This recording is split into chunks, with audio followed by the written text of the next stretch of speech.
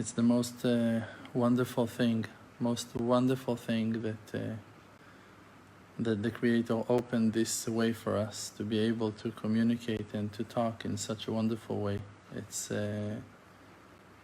such a greatness. It's such an amazing thing.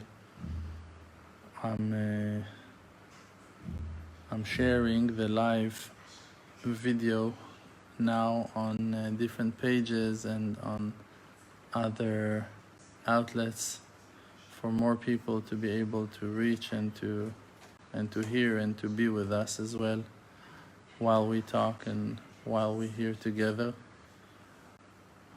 I think it's so beautiful that we have this amazing opportunity really to speak and to find each other and to talk about things that bothers us, and in so many ways I know about myself that I'm not perfect, that I'm not doing things right, that I have many mistakes, and that many things I'm doing wrong, and except for being really honest with you guys, with myself, and talking about life and trying to correct and fix myself, what else a person can do? I spoke a few days ago with a couple on matters of shlom bayit, marital peace, and the person was able to admit in some very harsh, severe mistakes, very bad things that he did, but in a very humble way he was able to admit and to say, I'm sorry, and I was wrong, and I failed, and I took advantage of my power, of whatever. And I respected him for that in such an enormous way. I really felt that I appreciate him for being so honest. And why? Because think about it, like, he haven't done anything good, he haven't done anything right, he just failed and then failed again and then failed and was disappointing and hurting, and he was very wrong. What did he do? He was able to say the truth. Yes, I'm sorry. It's like, it's the minimum. But if we will look around us, we will see that even that minimum of being honest and admitting the truth of us being wrong and making mistakes and failing, you can barely find people who are able to do so, who are able to take responsibility on their own mistakes and failures. And that's the greatness of a person, that he's choosing to follow the truth to the path that truth will lead him. Sometimes a person can apologize, and because of that apology, the other one will forgive him. The other one will say, you know what? If you are now admitting that you did that thing to me, I will never speak with you ever again. And you should accept it, and you should appreciate the honesty of that person to tell you that he is not willing to talk to you anymore. And in a very humble and humbling way, you need to walk away and to accept the separation and to accept the fact that you hurt a person that you love so much, that you care for, that you want to be close to him, that you don't want him to walk away. Sometimes you don't have anything to do. Sometimes you just need to mourn. Sometimes you just need to be humbled by life in a very harsh way, and to be able to do so, I think that's a very high level of a human being.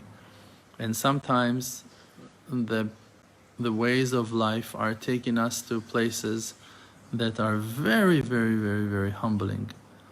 We can see certain destructions that we created, horrible things that we made in our life, that we burnt our lives, that we hurt people that we care for so much, so badly. And it's humbling. Now, if you ask me, so it's not a punishment for the sins, and it's not a way of paying back for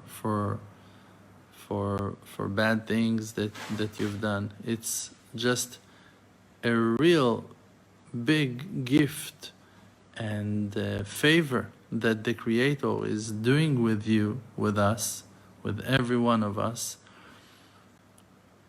for exposing the truth and revealing it to us before we die, while we are alive. Because after death, if a person will be rebuked in Judgment Day, in the world to come, if a person will stand for a trial, and over there they will tell him, you did this, you did that, you were selfish, self-centered, you were lying, you were not honest, all those bad things that you will hear about yourself, how will they help you to correct yourself? They will not.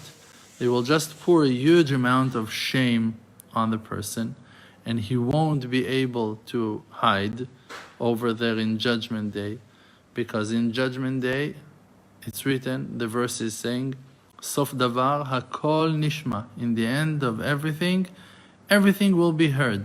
Everything will be heard. All the truth. All the things that you think or that you thought that you will be able to hide, things that you were doing alone in the darkness when your door was locked and you thought no one hears you, you thought no one sees you. The walls of your house, the blankets, your coverings will testify against you and will say the truth.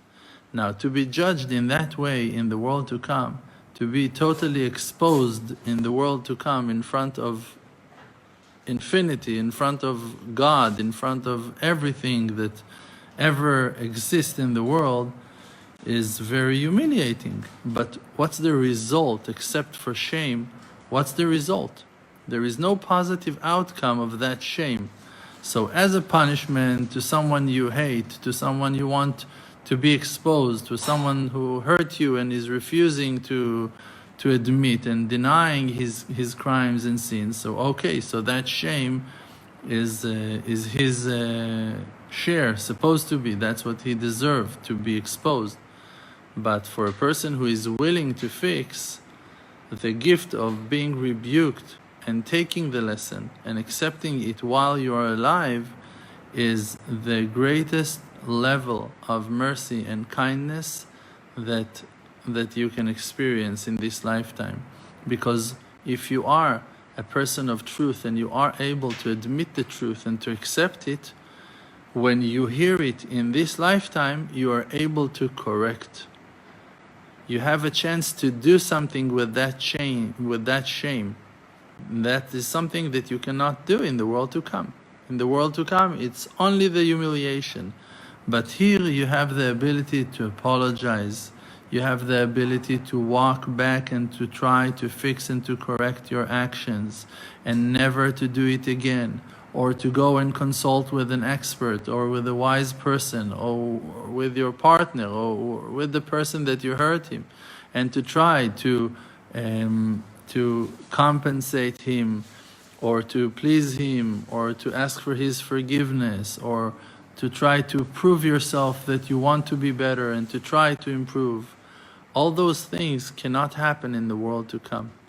But in this lifetime, and that's the purpose of this lifetime, that a person will be a person of truth, no matter how low we reached. And in our generation, it's not hard to get low. It's very easy. You born low.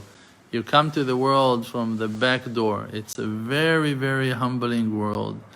People fail and fall and crash and reaching rock bottom in a very young age. Horrible things we're doing while we are 7, 8, 9, 11, 12. It's like we're beginning very, very fast in a very, very harsh down, crashing very, very fast.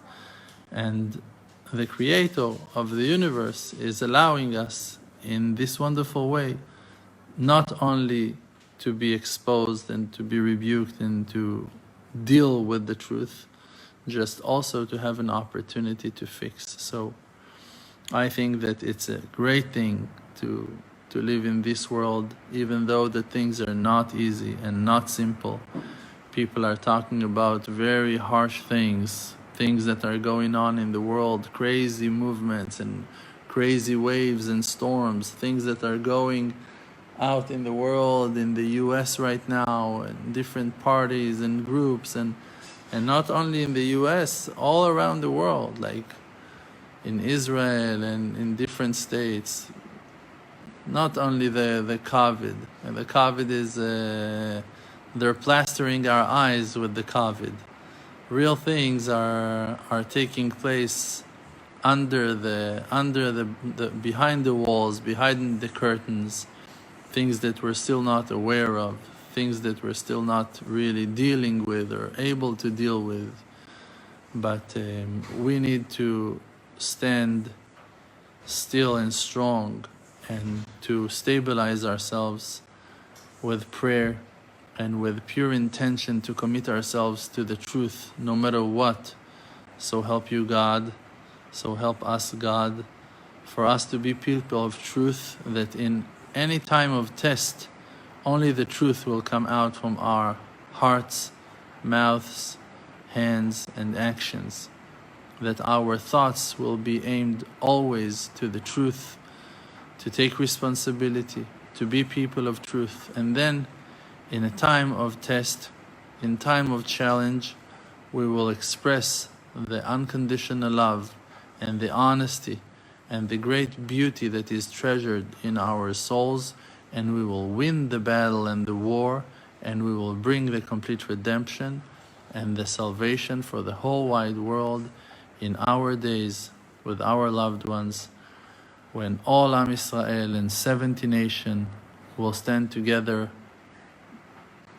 as one, united, bonded with love and with one purpose, to respect and to bring out the goodness that is treasured inside of us, all as one, in front of the Creator of the universe, in our days, in the holy temple of God, in Yerushalayim, Israel. Amen.